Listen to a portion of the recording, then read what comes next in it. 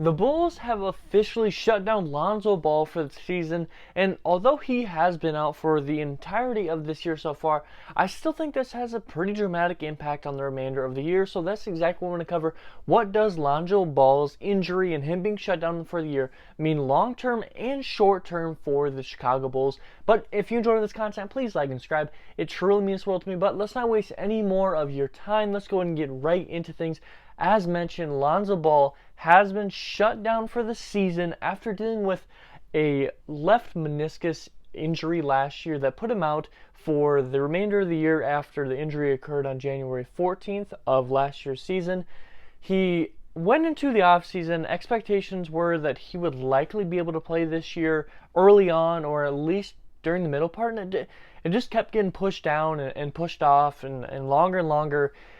And we've heard reports for probably about a month now that he would be shut down after the All-Star break. And of course, it's official now, but it really sucks. I mean, he still is talking about the fact that he's having pains trying to walk upstairs. And if you guys all saw that treadmill video, and I can't play it due to like copyright and all that stuff, but it didn't really look like he was running very comfortably, and he wasn't even sprinting. He was kind of light jogging. He still didn't look all right. So there's a whole lot of injury-related issues that are just building on each other with this Lonzo Ball factor, and it hurts a lot. So let's kind of cover what it does for the remainder of this season. Now, as mentioned, he didn't play the entirety of this year so far, but Lonzo Ball made a huge impact when he was playing last year. The Bulls were the number one seed in the Eastern Conference when Lonzo Ball was healthy and playing. They had a 27-13 record with Lonzo Ball and a 6.75 win percentage. Really, really good number. You're number one in the Eastern Conference. The Bulls were looking like a great team last year, but since that injury, of course, the Bulls fell all the way down to the 6th seed last year, and their record since Lonzo Ball's injury on January 14th last year is 72-69, a 51% win percentage. A dramatic drop in your percentage, 15.5% since Lonzo Ball's injury to how you're sitting right now. And if we're being honest with ourselves, outside of Lonzo Ball getting injured, this team, this roster got better. You brought in a shooter in Goran Dragic. You brought in a guy that can rebound and play some defense in the post and Drummond. You got some guys developing. I would assume we got another year. Kobe White improved. This team as a whole got a lot better during this offseason, but the record is worse because how big of a piece Lonzo Ball truly was for this team. It's something that you can't overlook. So the remainder of this year, it's going to be tough. Now, the Bulls did just bring in Patrick Beverley, and although I'm not a huge fan of Beverley because, you know, sometimes he goes a little bit over the top with his chippiness, and that can bring good energy to you. And I do like what he's able to do. I think he could be a good piece to bring energy to this locker room, of course, referring to Patrick Beverley, and could be enough to get the Bulls closer back on track. But I think the fact that Lonzo Ball is not going to be able to play is going to make the record through the remainder of the year, you know, worse. I think if Lonzo was able to play versus Pat Beverley being on this team, I think the team would have been better with Lonzo Ball. But of course, he's not here. And, you know, this team, and I should be having a video out tomorrow or the next day referring to where the Bulls are sitting. Should they go for the lottery pick or should they go for the, you know, playoff push? It seems like as a team overall, they're going for that playoff push. Otherwise, you wouldn't bring in Patrick Beverley. Patrick Beverley hasn't missed the playoffs a single time in his entire career. So you're bringing in him to bring energy and get you into that playoff spot. But it's looking really, really tough. And based on some of the numbers that I will be giving you in that video coming up, it's a tough road ahead for this team. You have 10 teams that are currently in the playoffs through the remaining 23 games for the Chicago Bulls. And it's just, there's a whole lot going against them. Now, long term is something that is kind of a whole different topic, and I want to cover that with Lonzo Ball right now. He was expected to return this year, at the beginning of the year, at least at the midpoint of the year, and he just hasn't. It continues to get worse, and although he's technically improving, the time frame is just really, really poor. He should have been a long ways further, if not playing by this point. And if he can't get going soon, if he can't be close to sprint speed, I mean, we're not even talking about cutting and all that stuff. If he can't get close to like full sprint speed on a treadmill by the end of the regular season, I'm going to be quite worried that he's not going to be ready by the start of next year.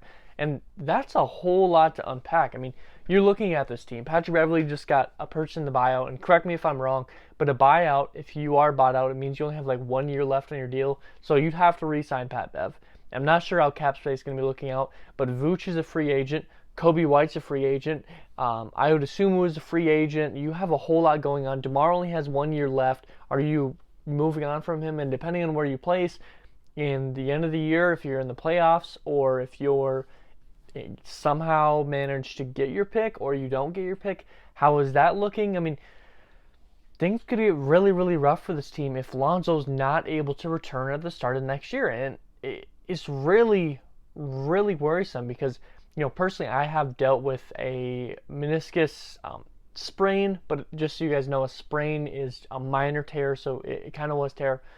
And I mean, mine was a minor tear. This Lonzo Ball, of course, was a full tear. Very, very different circumstances.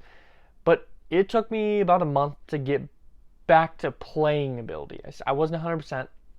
Not at all. It took quite a while, and at times it still doesn't feel like that. And he will be dealing with that.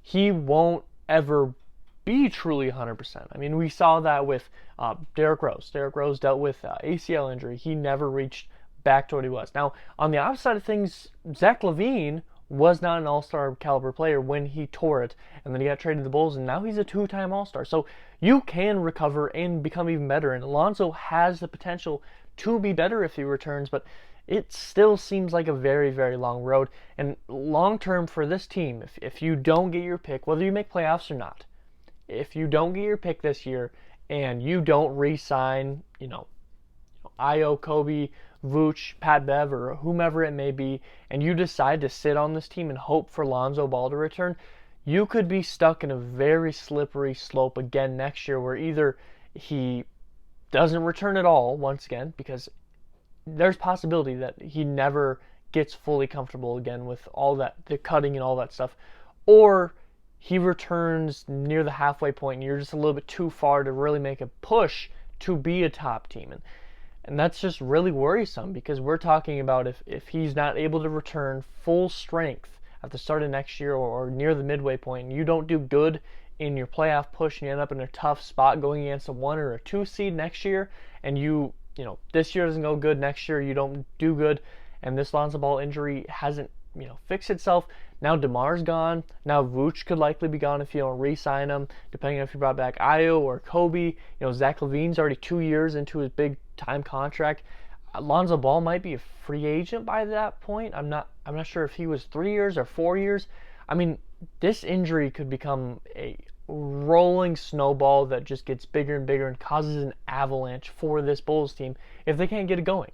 And I'm not even sure who this is on. Of course, injuries are a very different topic. It's hard to, one, prepare for them and also how to interact with them once they've happened. You don't want to rush anything back. But are the Bulls working with him? I'm not sure. I mean, he's at a good portion of games, if not all. I think he's been to most of them. But is he working with the Bulls most of the time, or is he working with his dad? Because remember, LeVar Ball was the one that was kind of breaking the news that he wasn't able to walk upstairs and that he was dealing with these injuries, and they were talking about, he was going to work out at home, try to get it going. Is he working with his dad? Is he working with the Bulls? Is he working with his own group of people? What's all going on here? There's just so much kind of openness, unknown about this injury that it really, really is worrisome. And there's potential that you come back full strength from this injury and quickly re-aggravate it. Maybe not tear it again, but you could re-aggravate it and make it so that you're back to square one. Cutting hurts, running hurts. There's just so much to unpack with this Lonzo injury, and I wanted to do kind of my instant reactions because there's so much going on. And you brought in Pat Bev. This team has enough to make a push for the playoffs. Now, whether you think they should or not, that's opinion for you. Like I said, feel free to check out that video I'm having coming out in the next few days here. But Lonzo's injury is going to be a huge factor in the remainder of this year, and I think it could be a big factor in the offseason on who you bring back, because whether Lonzo's going to return or not. I mean, if Lonzo's not returning, you probably have to bring back Io. Now, I think you have to bring back Io the way it is. He's shown some great ability. He's a young guy. He's a Chicago kid. I think bringing back Io is a must-do this offseason. But you also don't want to pigeonhole yourself. If Lonzo is injured still, you kind of are forced to. If you don't, you're really, really messed up at the point guard position, because there's just so much kind of in the balance right here due to this injury.